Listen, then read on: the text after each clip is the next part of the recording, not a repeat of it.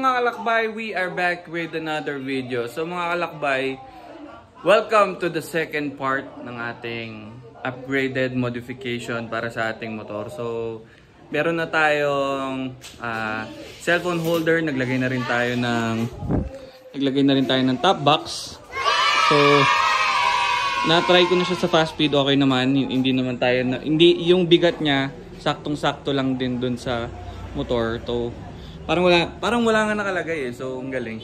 So medyo ano na natin yung motor, medyo nagagamay na natin yung motor. So for this video mga kalakbay, ang gagawin naman natin is magpapakabit tayo ng aux light. So pupunta tayo sa JL Works sa may Cainta, yung shop nila sa Cainta. So mamaya mamimili tayo doon. So may nakita na ako, Zenlo.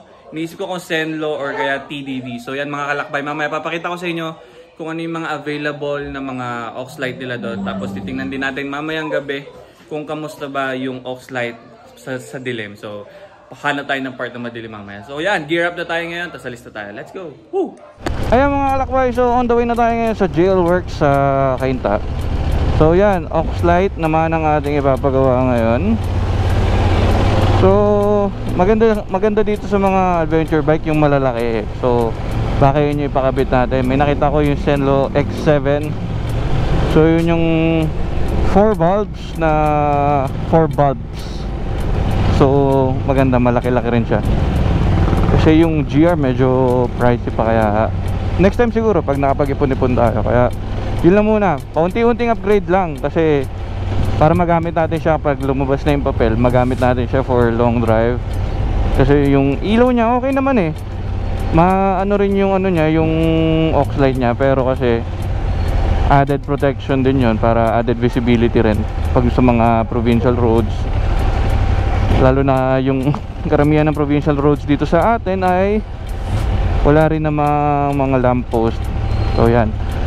So mamayang gabi testing natin. Yung vlog natin hindi magtatapos ng umaga, hanggang gabi testing natin yung ilaw, kasi may mga ports naman dito sa Rizal na madilim din. Yan, so biyahe, mabilis yung biyahe lang kasi malapit na naman sa amin tong Cainta. Yan, so mga kalakbay, mamaya pakita ko sa inyo. Let's go. Yan mga kalakbay, malapit na tayo sa JL Works. So yung shop pala niya mismo is baka ito yung ano, kasi malapit na to sa junction mga kalakbay. So may binibilan ako ng helmet dito before. Hindi ko alam kung dito rin siya kasi nakalagay sa pin eh, yun eh. Yan, so kanina sobrang araw, tapos ngayon biglang uminit. Hopefully hindi umulan, pero okay lang din naman kasi hindi naman tayo nababasa basta. So nasaan siya? Feeling ko ngayon katabi ng JBR Moto Gear dito on the left side. Yan, lapit na pala tayo eh.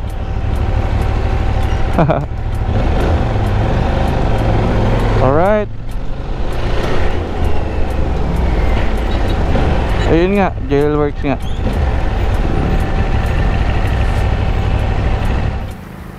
So mga kalakbay, ito yung Zenlo na choices kung ano yung bibili natin. Is this one. So X7S, ganda rin kasi saktong-sakto siya dun sa adventure bike natin kasi malaki yung ano niya. So ito M5, maganda rin, malakas yung buga, 100 watts, mas malakas siya kaysa dito sa X7S. Pero yung 80 naman is malakas na rin eh. Tapos siguro soon, kapag medyo naka-okay na tayo, dadagdag tayo nitong M1 para may added ilaw tayo. So yan, buti na lang nakarating tayo before pa umulan kasi ang init kanina. Sabi ko na uulan eh, kaya buti nakarating tayo yan. So waiting lang tayo dito sa pila. Pakita ko sa inyo yung M5 Plus. Yan, so ito yung M5 Plus. Ganda rin, no? Ang laki. Yan. Parang siyang laser beam. Tapos yan, X7. Yan yung ikakabit natin dun sa motor. Tapos yung M1 is yan yung maliit. Ganda. Hey.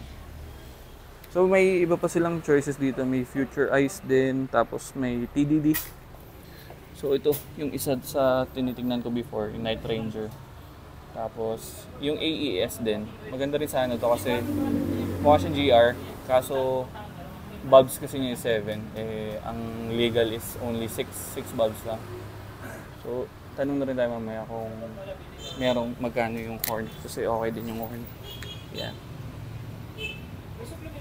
At sa mga kalakbay, waiting tayo dito. Let's go. Umuulan na naman. Alright. Sa mga kalakbay, kakabit na ngayon yung ano natin. Isasalpak na dito. So, dito ko siya lalagay sa part na yan. Yan. Para hindi siya masyadong matalsikan ng dumi. Tapos, maganda rin yung pwesto niya kasi tutok na agad siya sa kalsada. Kaya okay din. Ay, malaki nga siya. Sir, anong pinagawa mo, sir? Ano sa'yo? M5? M5. Ayan, sa kanya yung M5. Yan. Honda Rebel, no? Okay. Honda Rebel. Ganda rin, laki rin. So, yung sa atin, mas bagay kasi yung pa-square kasi malaki rin yung motor. Kaya, maliit, pwede mo rin yan tayo tago-tago dito. So, yan. Waiting lang tayo ngayon ng turn natin. Patapos na rin yung kay sir. So, wirings na lang. Magandahan kasi hindi nila dinidirekta dun sa, kumbaga may sarili siyang linya. Hindi nagagalaw-galawin yung hindi nagagalaw-galawin yung sa wiring ng mismong stock ng motor. Kaya, okay din. May warranty din yung lights for 1 year. Yan. So, yan. Waiting tayo dito. Alright. Ito mga kalakbay yung AES. So, ganda nga, bagay talaga siya dun sa adventure bike. Kaso nga, yun nga, 7 bulbs siya. So, hindi mo kasi alam kung baka mahuli ka or kapag nagpa-register ka ulit, baka mahirapan ka magpa-register kasi nga 7 bulbs. So, mas okay na safe na yung kinuha natin, yung Zenlo na 4 bulbs lang siya. Tapos, maganda rin dito sa AES kasi yung switch niya, para siya sa GR, yung pinipihit mo lang na gano'n. Lalakas hina na siya. Tapos may yellow cover na rin siya. Pero okay din naman yung sa atin. So, ayun nga, paunti-unti na lang natin dagdagan or makapag-ipon tayo ulit. Kuha tayo ulit ng isa pang ilaw. Yan, so, yan, kinakabit na ngayon yung bracket. Maya-maya, yung ilaw naman, pag nakakabit na siya, papakita ko rin sa inyo. Kaya sa mga alakbay, nakabit na ngayon yung dalawa. So, yun yung itsura na. Ay, yangas. Diba? So, ready na siya for adventure. So, hindi ko pa nakikita yung mismong buga ng ilaw niya.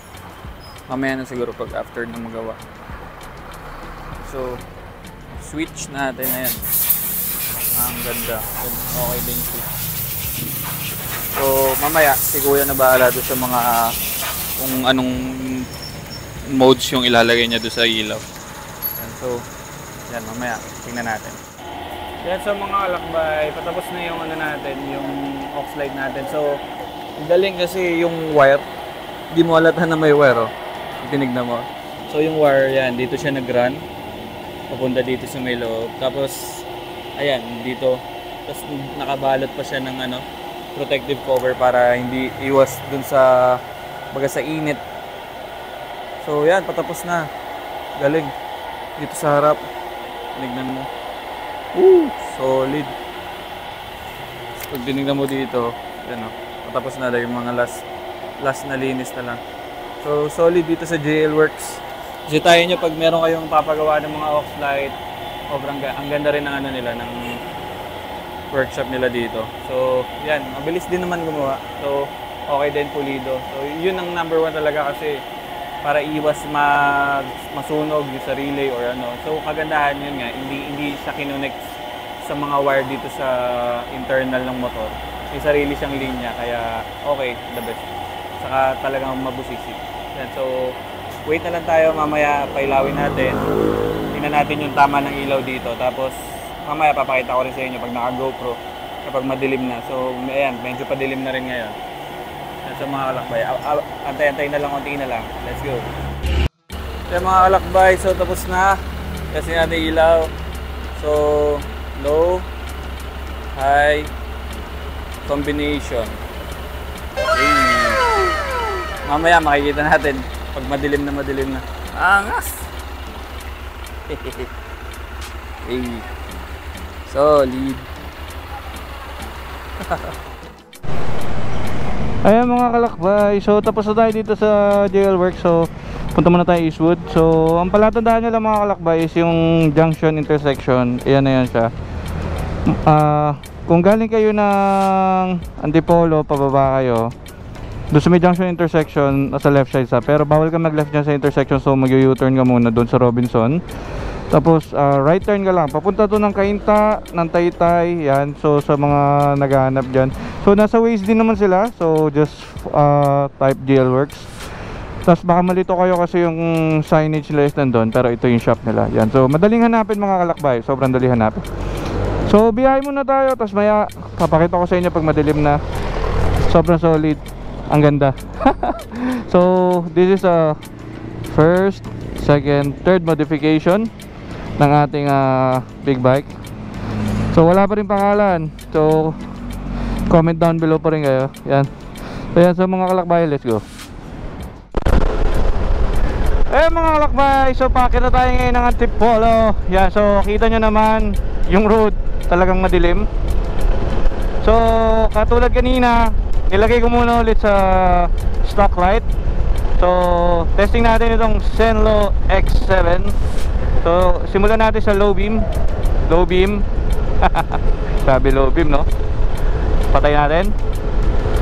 Tapos pag-akyat, high beam. Yan, so high beam yan. So ngayon naman testing natin mix. Yan yung mix ng dalawa. So ganda, di ba? Lakas.